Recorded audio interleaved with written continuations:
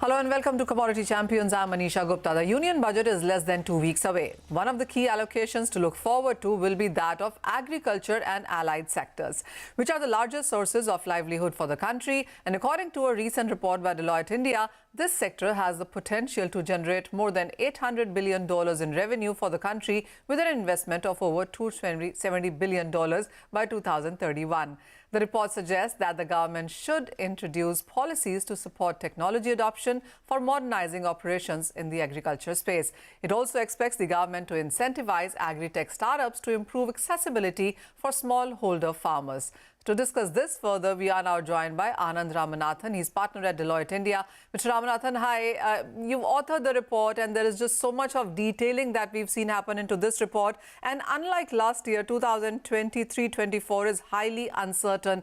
The war is still on, the recession fears, maybe a soft landing is what the world is working with. But we still are looking at higher rate hikes. The data is still not better when you look at US or China or Japan for that matter. So, and climate change is just one part of this. And then you have weather, which is not very comforting as well, the latest details that have come in. How are we entering into this budget, looking at all the macros, the weather concerns, etc.? Sure, Manisha. I think from an agri-business standpoint, we've never had it as good in terms of the kind of potential that exists in the sector and the demand that's not just in India, but also global. And hence, if you look at agriculture, all other sectors will take land away from agriculture. So agriculture has to perform by doing more with less. And hence, to that extent, productivity, yield, and looking at the entire ag-tech sector. I mean, if you look at the ag-tech center in India, it's one of the biggest and the fastest growing globally. And one of the reasons for that is the large base in the country itself and the needs of the country to look at increase in yield, productivity, greater levels of production for facing this demand-supply mismatch that we see globally. So to that extent, I think a lot can be done with the agribusiness sector, starting right from the inputs in the farm sector, moving to logistics, to processing, and finally with retail demand. Because one of the biggest challenges is for the farmer to find the right prices, and hence it's always important. There's a lot of focus traditionally on the supply side, but we also need to focus on looking at how to get the best price for the marketable surplus. So to that extent, technology can play a role in all of these different parts of the value chain. I will come to technology, but I do want to start with the allocations. And last year, in the last budget, that is, we saw bigger allocations for PM Kisan or PM Fasal Bima Yojana or the interest subsidy on short-term loans, etc. While the expectation is that none of these allocations would be cut, you could actually see higher allocations continuing for agriculture. What is the sense that you make of expenditure vis-a-vis the revenue that we can see from here? See, the challenge in agriculture is not so much the allocation. I think the political will and capital exists to allocate to agriculture. The challenge has always been implementation. And hence, are the allocated numbers actually getting utilized, right? So that's the big challenge. And one of the areas where we will see greater levels of awareness is all around crop insurance. So to that extent, there will be greater levels of adoption to protect the farmer from the vagaries of various seasonal and weather conditions. But beyond that, what is also important is to see how is it that we can transfer information to the farmer. And primarily, this is around using better quality seeds, using better hybrids, looking at sustainable inputs. Now, a lot of this requires communication and building awareness at the ground level, which is more than what the budget can do. It's also about taking the state governments together and working in tandem, where all resources are utilized to enhance productivity in this sector. Oh, well, absolutely. Anand, I take your point. Announcing a scheme and then allocating funds is one part of it, and then implementation and ensuring that there is progress going forward is yet another. When you look back, what is the report card until now, let's say for the last couple of years, pre-COVID to now? I think the COVID time was a good time for enhancing collaboration, right? So if you look at it, there's a lot of competition between the states to utilize funds that have been allocated to them from the center. And therefore, and agriculture is one of those areas where interventions were required because there was a lot of focus on providing food grain at a cheap or at very low prices to consumers. And hence, to that extent, we have seen a lot of focus around looking at the distribution system and making that effective, right? And therefore, the center and the state have worked in tandem. Beyond that, I also think the agriculture sector is very important from a livelihood standpoint. So in areas like, say, animal husbandry and looking at better yields at a district block level, a lot of state governments have utilized budgets which are available to enhance productivity and grow volumes. So to that extent, I think the last 2 years were good.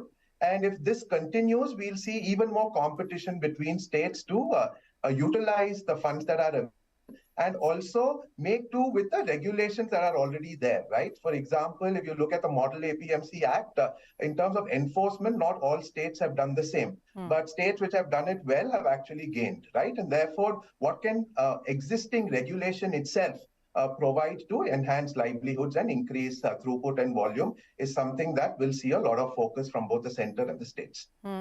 Anand, another thing that has been constantly being forced is about infrastructure, whether it's about APMCs, as you spoke about, but fisheries, meat, poultry, infrastructure is something that really is a weak link here.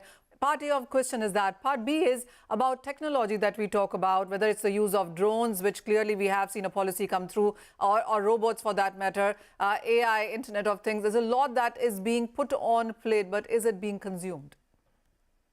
Right. So on the first part, in terms of infrastructure, I think there's always been a focus around infrastructure. We used to talk about mega food parks and the like. But increasingly, what policymakers are becoming sensitive to is a micro level intervention, right? So can we have micro cold storages? Can we have micro entrepreneurship promoting micro distilleries, micro processing sites, etc., right? Because ultimately you want to be close to the farm gate to avoid things like wastage, transportation costs, etc. And hence, how can we look at providing infrastructure closer to the farm gate? And hence, financing becomes very important. And that's where the banks and the microfinance institutions, along with the FPOs, the farmer producer organizations, play an important role, right? So we will increasingly see a lot of focus around looking at promoting some of this micro entrepreneurship closer to the farm gate from an infrastructure standpoint. The second bit is also around water. Given sustainability, it's also important to look at infrastructure holistically for agriculture, and hence irrigation and reducing the dependence on the monsoon is the other big area, right? So apart from micro irrigation, can we look at large lift irrigation projects? If you look at Madhya Pradesh, for example, an excellent example of irrigation making available water, which has actually helped in greater levels of throughput and productivity, right? So these are going to be some of the focus areas from an infrastructure standpoint. Now, quickly moving to technology, I think that's the single biggest enabler for agribusiness. And technology can be important in all parts of the value chain. So on the input side, there is now technology which is precision agriculture technology, which helps you provide the right inputs at the right cost with the right levels of water for better productivity. And intensification is very important, right? You need to grow more from the limited resources that you have, right? And hence, to that extent, precision agriculture plays a big role there. The second bit is around looking, like you said, drones, for example. One of the big challenges we have is that we don't get enough information at the right time, right? So can we do crop surveys using drones itself? And on the back of that, provide better marketing for the produce volumes that are generated. So that's going to be an important area where for some crops, for example, if you take sugarcane, there is very precise information available on what the size and scale of the crop is going to be. But the same thing has not cascaded to areas like food grains and other large volume oil seeds, pulses, etc. Okay. And hence crop surveys through drones, very important. Then moving a little further, if we were to look at on the demand side, right, we spoke about farmers' realization being important. They need to realize better prices. So now you have a lot of startups which provide the inputs. They have physical infrastructure at the village level, and they collect the output, aggregate it, and make it available for large retailers and export houses, etc. Right. So I think there needs to be a lot of focus also on the demand side. We need to ensure that the produce that we have is also marketed well and the best price realization happens, right? So that's going to be another important area where technology can play a very useful and constructive role. Well, absolutely. Anand, I'll wind down this conversation with, a fireside really. What do you think after so many budgets and such hard work and so many allocations being done? What would you say is the highly neglected sector even now within the agriculture, within the farming as a sector, as an industry? And what is that one thing that you wish does go through this budget? Right. So I think currently we need to look at traditional weaknesses in value addition, right? For example, I'll just give you an example. India is moving away, right, from its carbohydrates to a more protein-based diet, to more fresh produce, etc. And hence, looking at high value addition processing is very important. Okay. Now, just one statistic.